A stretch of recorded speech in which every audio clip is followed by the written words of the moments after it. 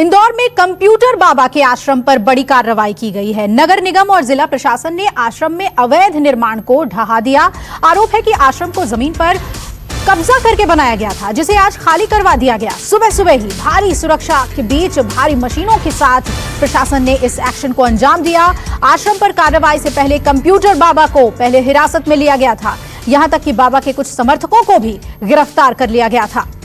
4 तस्वीरें आपको दिखा रहे हैं जो कार्रवाई हुई है। बुलडोजर से कार्रवाई हुई है और इमारत को गिरा दिया गया और खुले में सामान बिखरे हुए नजर आए इस कार्रवाई के बाद। और इस जमीन को, जिसे कि बताया जा रहा है कि कब्जे वाली जमीन थी, उसे खाली कराया गया।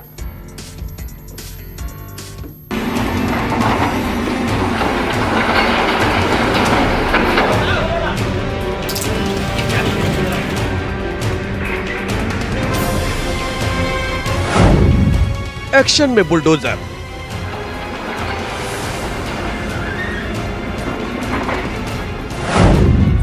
इमारतों को गिराती मशीनें,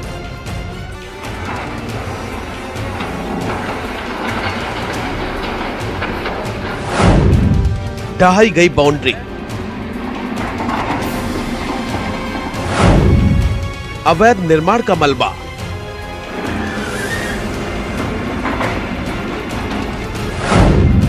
खुले में बिखरा सामान।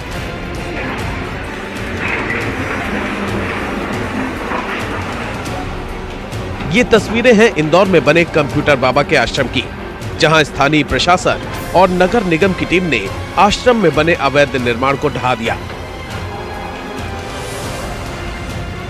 रविवार को सुबह सुबह भारी मशीनों के साथ नगर निगम की टीम गोमट गिटी इलाके में करीब 46 एकड़ में बने बाबा के आश्रम पर पहुंच गई। रविवार को सुबह सुबह भारी मशीनों के साथ नगर निगम की टीम गोमटगिरी इलाके में करीब 46 एकड़ में बने बाबा के आश्रम पर पहुंच गई। आरोप है कि ये आश्रम गौशाला की जमीन पर कब्जा कर बनाया गया था, जिसे प्रशासन ने खाली करवा दिया है। तस्वीरों में आप साफ देख सकते हैं बड़ी बड़ी मशीनें पक्के निर्माण को किस तरह से गिरा रही हैं।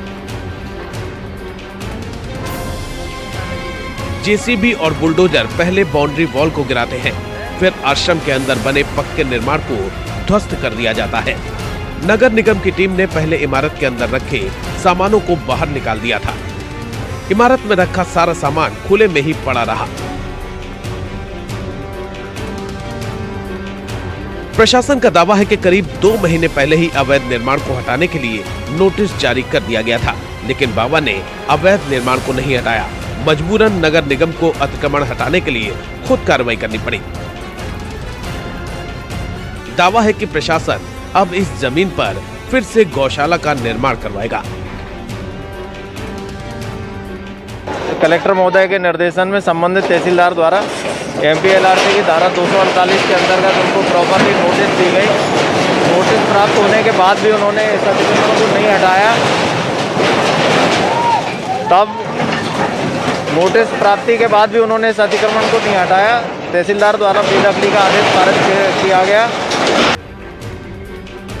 इंदौर प्रशासन इस कार्रवाई के लिए सावधान था कि ये पूरा एक्शन सुबह सुबह ही शुरू कर दिया जाए, जिससे जब तक लोगों को इसकी खबर लगी तब तक सारा अवैध निर्माण तोड़ा जा चुका था। इस कार्रवाई के दौरान बड़ी संख्या में फोर्स भी तैनात की गई थी, जिससे किसी भी तरह के विरोध को रोका जा सके। आपको बता दें कि कंप्यूटर बाबा कांग्रेस नेताओं के करीबी माने जाते हैं। एमपी में हाल ही में हुए 28 सीटों पर उपचुनाव में कंप्यूटर बाबा ने खुलकर कांग्रेस का समर्थन किया। यहां तक कि कंप्यूटर बाबा ने सभी सीटों पर लोकतंत्र बचाओ यात्रा भी निकाली थी। इससे पहले कमलनाथ सरकार में भी कंप्यूटर बाबा को मंत्री का दर्जा मिला था। चुनाव खत्म होते ही प्रशासन ने कंप्यूटर बाबा के आश्रम पर एक्शन ले लिया। कांग्रेस नेता दिग्विजय सिंह ने इसे बदले की कार्रवाई बताया है। इंदौर में बदले की भावना से कंप्यूटर बाबा का आश्रम और मंदिर बिना किसी नोटिस दिए तोड़ा जा रहा है। ये राजनीतिक प्रतिशोध की चरम सीमा है। मैं इसकी निंदा करता हूँ। बीजेपी की स्तुति करते रहे, उनका काम की तारीफ करते रहे। उनको उन्होंने नदी न्यास का संरक्षक बनाया, उनको जिम्मेवारी दी। तब तक वो साधु थे। अब जब उनका विरोध करने लगे तो शैतान हो गए। टाइमिंग, रात का अंधेरा क्यों चुना गया, एक साधु को जेल में बंद करके कार्रवाई क्यों की गई, ये सब बातें ये बताती है कि एक मुख्यमंत्री बदले की भावना से काम करता है। आरोप है कि कंप्यूटर बाबा ने इंदौर शहर में 2 और जगहों पर भी जमीन कब्जा और अवैध निर्माण किया था। उस पर भी जल्द ही एक्शन होने की आशंका जताई जा रही है। Bureau report, news 24। और इस मामले पर ज्यादा अपडेट के लिए रुक कर लेते हैं मेरे सहयोगी विपिन श्रीवास्तव का। विपिन, दोनों बातें ही सामने आ रही हैं। एक तरफ ये कहा जा रहा है कि कंप्यूटर बाबा ने कई जमीन पर अवैध कब्जा किया हुआ था, और दूसरी तरफ ये कहा जा रहा है कि कांग्रेस से काफी करीबी रिश्ते थे उनके, तो बदले की ये कार्रवाई है। देखिए, दोनों बातें जरूरी है इसमें समझना। पहली चीज है कंप्यूटर बाबा 2018 में शिवराज सरकार में भी राज्य मंत्री के दर्जा प्राप्त। कंप्यूटर बाबा वो हैं जो समय और वक्त के हालात के हिसाब से अपने अपने समय और दल उन्होंने चुनते रहे। 2018 में जब विधानसभा चुनाव हुआ था, उसके ठीक 1 महीने पहले कांग्रेस की तरफ उनका झुकाव बढ़ा और कांग्रेस के पक्ष में उतर आए थे। तब उनको, जब कमलनाथ सरकार बनी तो यहाँ भी उनको राज्य मंत्री का दर्जा मिला, नदी न्यास समिति के अध्यक्ष बन गए यहाँ पर।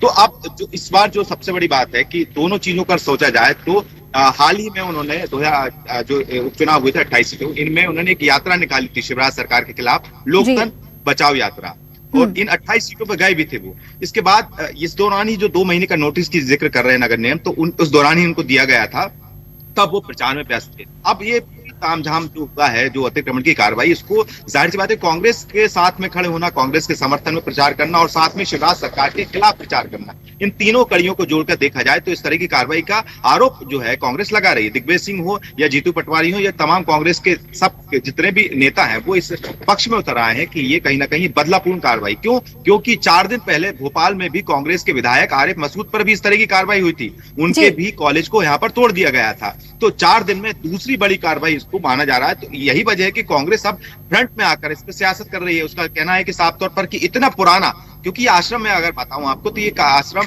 कम से कम सालों पुराना आश्रम है, तो सवाल ये उठ रहा है, कांग्रेस ये कह रही थी इतने साल तक ये चुप क्यों थे, तब इस अतिक्रमण को क्यों नहीं तोड़ा गया था, अगर तोड़ना था तो ये तमाम जो स्थितियां हैं मध्य प्रदेश में बन चुकी हैं।